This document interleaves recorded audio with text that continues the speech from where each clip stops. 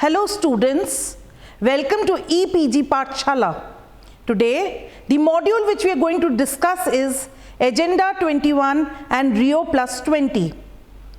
To discuss this module, it is very important to understand what is the interrelationship between environment and development.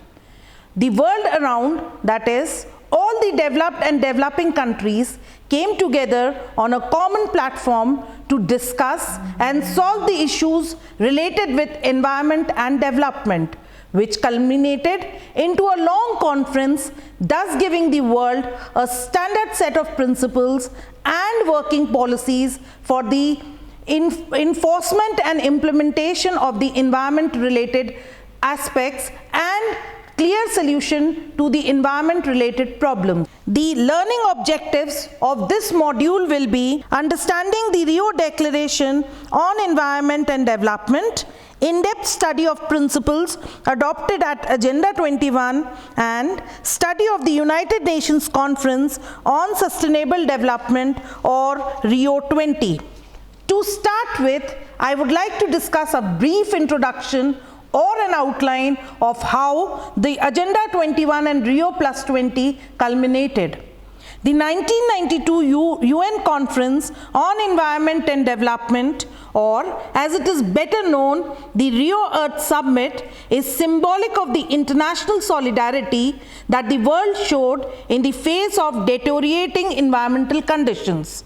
When the nature was crying out for sustainable development, the Earth Summit was the first such monumental stature conference which had representatives of 172 countries, including 108 heads of state and government, coming together over 12 days of negotiations. It is very important to understand that 172 countries in which the heads or the representatives of 108 countries were there, they all came together for 12 days and discussed intensively the issue of environment. The event garnered the attention of the world media at an unprecedented scale. The event can also be hailed as a game changer in the context of international relations when, after the bitterness that has snowballed into Cold War was kept aside for a while and the nations came together with a common target of sustainable development. The summit resulted in a series of crucial decisions that emerged in the form of unbinding principles that form the foundation stone of the international environmental solidarity that the world witnessed, that is Agenda 21. Agenda 21 proclaimed a particularly noble purpose, one intended to inspire generations. Agenda 21 proclaimed a particularly noble purpose, that is, intending to inspire generations. As humanity stands at a defining moment of history, Agenda 21 sought to address the pressing problems of today and to prepare the world for the challenges of the next century. Now, since the crucial environmental problems addressed at the Earth Summit in 1992, many changes had taken place across the globe, and it was time for some serious stock taking at the situation. That is, after the Earth Summit in 1992, the countries felt the need that they should have a conference in order to see the developments that have been taking place in the countries as per the principles that were adopted in the Earth Summit of 1992, and this gave rise to Rio Plus 20 after a gap of 20 years.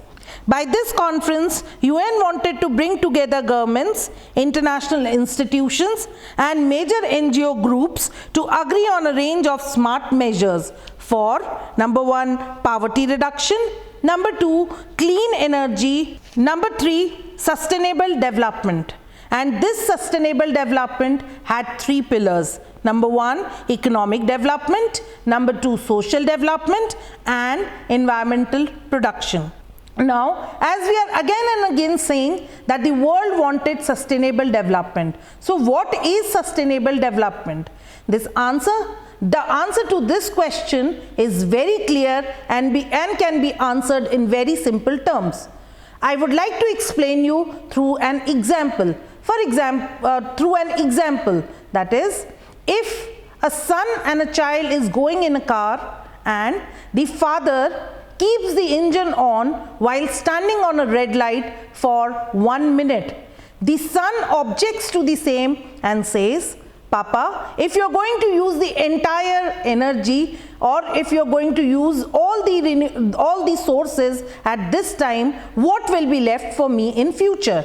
This is sustainable development. That is, using the present resources in such a manner that they are left for the future generations as well. The two major core themes decided at the Rio Plus 20. After understanding the concept of sustainable development, let us move forward to the core themes of the Rio Plus 20. The two major core themes decided at the Rio Plus 20 were a green economy in the context of sustainable development and poverty eradication, and number 2, institutional framework for sustainable development. Now coming to a very important discussion, that is, what was India's stand at Rio Plus 20, or what did India put forth in front of the world community at Rio Plus 20, or what were the problems that India was facing after the Earth Summit 1992. India voiced very strongly that it advocated at Rio Plus 20 for a non-binding legal commitment and no predetermined targets for sustainable development. It said that if there are targets, they cannot be achieved so easily because environment is not that easy to understand. As being a developing country, for effective sustainable development, effective mobilization of appropriate resources is also required to effectively carry out the aim of sustainable development. India said that the related concerns were voiced by India at Rio Plus 20, and the concerns which were voiced by India were: number 1, as most environment friendly green technologies are with the developed country, Rio 20 should facilitate the transfer of these technologies from developed countries to developing countries on concessional terms, or we can say that at reasonable rates. India also said that there should be early operationalization of the Niagara Protocol for access to genetic resources and the fair and equitable sharing of benefits arising from their utilization. India also advocated for creation of a sustainable development fund for providing finances to the developing countries. To summarize, we can say that India wanted or asked for adequate flow of resources and technologies to developing countries. This was about Rio Plus 20, which took place after the Earth Summit, but prior to this, a very important event has also taken place in which there was a consensus which was reached among the world leaders on the impact of human activity on Mother Nature, which resulted in the formulation of 27 principles which form a part of Agenda 21. On 22nd December 1989, the United Nations General Assembly called for a global meeting that would devise strategies to halt and reverse the effect of environmental degradation in the context of increased national and international efforts to promote sustainable and environmentally sound development in all countries.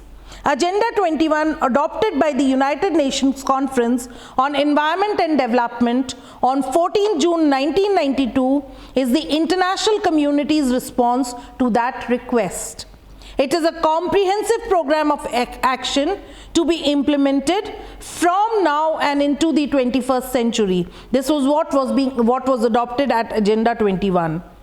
And this program has to be implemented and adopted by governments, development agencies, United Nations organizations, and independent sector groups in every area where human activity affects the environment. The program should be studied in conjunction with the Rio Declaration on Environment and Development and the Principles for the Sustainable Management of Forest. The program was adopted as the conference known as the Earth Summit, which was held from 3 to 14 June 1992 in Rio de Janeiro, Brazil. The major principles adopted at Agenda 21 are as under, which we are going to discuss one by one.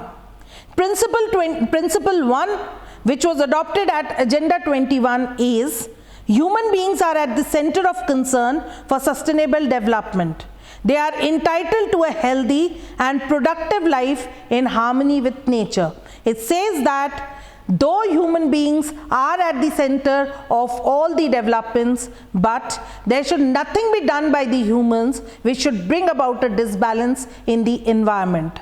Principle 2 stated that states have, in accordance with the Charter of the United Nations and the principle of international law, the sovereign right to exploit their own resources pursuant to their own environmental and development policies, and the responsibility to ensure that activities within their jurisdiction or control do not cause damage to the environment of other states or of areas beyond the limits of national jurisdiction.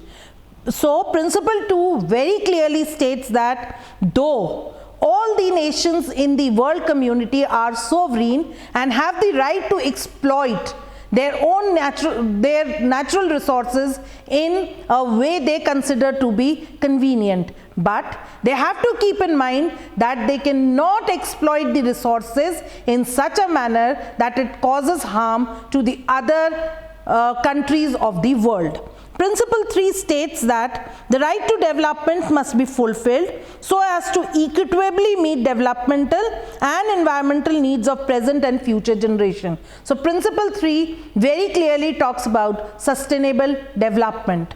Principle 4 says that in order to achieve sustainable development, which is laid down in Principle 3, environmental protection shall constitute an integral part of the development process and cannot be considered in isolation from it. It very clearly says that for sustainable development, environmental protection has to be kept in mind. Principle 5 states that all states and all people shall cooperate in the essential task of eradicating poverty as an indispensable requirement for sustainable development. In order to decrease the disparities in standards of living and better meet the needs of the majority of the people of the world. It means that there should be eradication of poverty, because without that the world community cannot come at a common platform. Principle 6 lays down the special situation and needs of developing countries, particularly the least developed and those most environmentally vulnerable shall be given special priority, and international actions in the field of environment and development should also address the interests and needs of all countries. So, as per Principle 6, the developing or the least developed countries were given importance. In Principle 7, it was stated that states shall cooperate in a spirit of global partnership to conserve, protect, and restore the health and integrity of the Earth's ecosystem. In view of the different contributions to global environmental degradation, states have common but differential responsibilities. The developed countries acknowledge the responsibility that they bear in the international pursuit of sustainable development in view of the pressures their societies place on the global environment and of the technologies and financial resources they command. Principle 8 talked about achieving sustainable development and a higher quality of life for all people. State should reduce and eliminate unsustainable patterns of production and consumption and promote appropriate demographic policies. So, Principle 8 gives the responsibility to the states to reduce and eliminate unsustainable patterns of production. Principle 9 very clearly states that the world states should cooperate to strengthen endogenous capacity building for sustainable development by improving scientific understanding through exchange of scientific and technological knowledge. So, by principle 9, the scientific knowledge and technology should be exchanged among the world community. Principle 10 lays emphasis on environmental issues are best handled with the participation of all concerned citizens at the relevant level. So here, by principle 10, the individuals are also made a part for environmental protection and development. It says that, it further states that at the national level, each individual shall have appropriate access to information concerning the environment that is held by public authorities, including information on hazardous material and the opportunity to participate in decision-making process. It also lays stress on that states shall facilitate and encourage public awareness and participation by making information widely available. It also says that effective access to judicial and administrative proceedings, including redress and remedy, shall be provided. Principle 11 talks about that states shall enact effective environmental legislation. Environmental standards, management objectives and priorities should reflect the environmental and developmental context to which they apply. Standards applied by some countries may be inappropriate and of unwarranted economic and social cost to other countries, in particular developing countries. So, while adopting these standards, the countries have to be concerned about the other countries as well. Principle 12 says that states should cooperate to promote a supportive and open international economic system that would lead to economic growth and sustainable development in all countries to better address the problem of environmental degradation. Principle 12 further says that trade policy measures for environmental purposes should not form a means of arbitrary discrimination or a disguised restriction on international trade. Unilateral actions to deal with environmental challenges outside the jurisdiction of the importing countries should be avoided. Environmental measures addressing transboundary or global environmental problems should, as far as possible, be based on international consensus. Principle 13 further says that states shall develop national law regarding liability and compensation for the victims of pollution and other environmental damages. So, Principle 13 talks about a very important concern or a very important aspect of environmental protection, that is compensation to the victims of pollution. States shall also cooperate in an expeditious and more determined manner to develop further international law regarding liability and compensation for adverse effects of environmental damage caused by activities within the jurisdiction or control to areas beyond their jurisdiction, adds Principle 13. States should effectively cooperate to discharge or prevent the relocation and transfer to other states of any activities and substances that cause severe environmental degradation or are found to be harmful to human health, states Principle 14.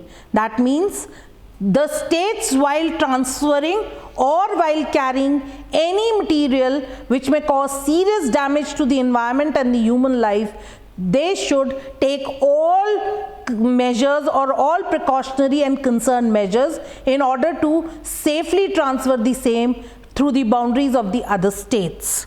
Principle 15 says, in order to protect the environment, the precautionary approach shall be widely applied by states according to their capacities. Where there are threats of serious or irreversible damage, lack of full scientific knowledge certainly shall not be used as a reason for postponing cost-effective measures to prevent environmental degradation. As per Principle 16, national authorities should endeavor to promote the internalization of environmental cost and the use of economic instruments, taking into account the approach that the polluter should, in principle, bear the cost of pollution. Here, Principle 16 talks about polluter pays principle. Principle 17 says that environmental impact assessment as a national instrument shall be undertaken for proposed activity that are likely to have a significant adverse impact on the environment and are subject to a decision of a competent national authority. Principle 18 talks about that states shall immediately notify other states of any natural disaster or other emergencies that are likely to produce sudden harmful effect on the environment of those states. This means under Principle 18, the obligation is imposed on the states to inform the other states of any emergency or notify to them immediately if there is any adverse effect by an activity going to harm their interest as well. So those states who are involved in the particular phenomena should be immediately informed by the state, immediately informed by other states. Principle 19 says that states shall provide prior and timely notification and relevant information to potentially affected states on activities that may have a significant adverse transboundary environmental effect and shall consult with those states at an early stage and in good faith. So, as per Principle 18 and 19, early communication or communication to the potentially affected state should be given as early as possible of the same. Principle 20 says that women have a vital role in environmental management and development. Their full participation is therefore essential to achieve sustainable development. Principle 21 talks about the creativity, ideals and courage of the youth of the world, and it says that they should be mobilized to forge a global partnership in order to achieve sustainable development and ensure a better future for all. So, if we take into consideration Principle 20 and 21, two-folded responsibility has been laid on women and children under these principles, that women and youth under these principles, that they also are a part of carrying forward the aim of sustainable development. As per Principle 22, indigenous people and their communities and other local communities have a vital role in environmental management and development because of their knowledge and traditional practices. States should recognize and duly support their identity, culture and interest and enable their effective participation in the achievement of sustainable development. Principle 23 says that the environment and natural resources of people under operation, domination and occupation shall be protected. Principle 24 says that warfare is inherently destructive of sustainable development. If there is war, there will be destruction not only to the human life but also to the environment. States shall therefore respect international law providing protection for the environment in times of armed conflict and cooperate in its further development as necessary. Principle 25 further states that peace, development and environmental protection are interdependent and indivisible. That means that if there is peace, there will be development, and if there is peace and development, environment protection will occur on its own. Principle 26 further states that states shall resolve all the environmental disputes peacefully and by appropriate means in accordance with the Charter of the United Nations. Here, it is very important to understand that Charter of the United Nations in itself puts a ban or does not permit use of force. So, here in Principle 26, it is said that the disputes should be solved peacefully, because we have already seen in Principle 25 that peace, development and environmental protection are all interrelated and interdependent. Lastly, Principle 27 laid stress on that states and people shall cooperate in good faith and a spirit of partnership in the fulfillment of the principles embodied in this declaration and in the further development of international law in the field of sustainable development.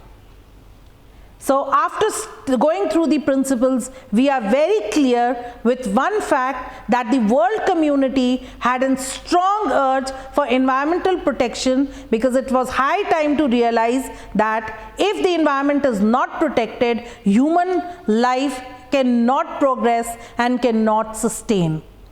Beyond the mere awareness that Agenda 21 and the Rio Declaration brought for sustainable development worldwide, it also stimulated direct funding for projects in support of sustainable development. So, funding of projects was basically for the awareness and also making the people aware or bringing about a change or transformation in them that environmental protection is very important for human progress and development. To showcase a single example, in 1997, the World Bank published a paper tracking its grant and loans in furtherance of Rio's objectives during the 5-year period following the Earth Summit. That is, the progress made by the countries from 1992 to 1997 in order to bring about a sustainable development. And it was documented, or the study documented, the steady increase in projects targeting the improvement of environmental management. But despite this encouraging trend that has been enabled, environmental agreements where the traditional treaty process would have stood still, the spike of international commitments, however, has not been matched by either international implementing laws or capacity for enforcement. This clearly means that where the world organizations and the international community together was striving towards bringing about sustainable development, but individually, by seeing the national legislations, the enforcement mechanism of Agenda 21 was not at par with what the countries intended to at the meeting in 1992. A well-recognized implementation gap existed between goals recognized at the international level and the practical ability to attain those goals on the ground. Even with dedicated funds and attention to overcoming the implementation gap, there are long delays between the enactment of national legislations, its implementation, and the ultimate impact on environmental and development outcome in the country. And this fundamental shortcoming has been very well documented in the context of environmental impact assessment, that is EIA legislation.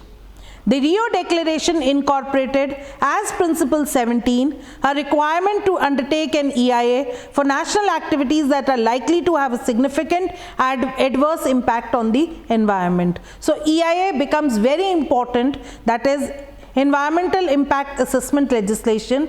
It has become very important after the report of the World Bank that the national legislations and what was intended at the Earth Summit in 1992 and the national legislations that are being framed, there is a huge gap in the implementation. And by 1998, it was seen that more than 100 countries had incorporated some form of EIA legislation. But a 2003 study diving deeper into implementation, however, found that most EIA systems in developing countries failed to meet a series of performance criteria. So there is still, till 2003, we can see that there is still a gap, or by the study of the 2003, we can see that there is still a huge gap or a big gap between what was intended and what is being implemented. To conclude, we can say that the Earth Summit did not fail to have impact, but it is only that the force of that impact and subsequent efforts has not been sufficient to reach a change in behavior at a sufficiently global scale. The pertinent question for Rio Plus 20 thus becomes how to recognize and account for the achievement gap and to streamline implementation in the future. Rio Plus 20 also had a question, in addition to the fulfilling of the achievement gap and streamlining implementation in the future, the additional burden was to what role this particular conference can play in reinforcing commitment or amplifying the effectiveness of ongoing efforts to advance sustainable development. Thus, It can be very well summed up that though the Earth Summit 1992 has brought a number of countries, that is 172 countries on the same platform, and had tried to bring about a global policy for sustainable development and environmental protection, but individually also all the nations in their national legislations have to try incorporating the goals of sustainable development and environmental protection in the same effective manner in which they have been achieved together by Earth Summit 1992. Thank you.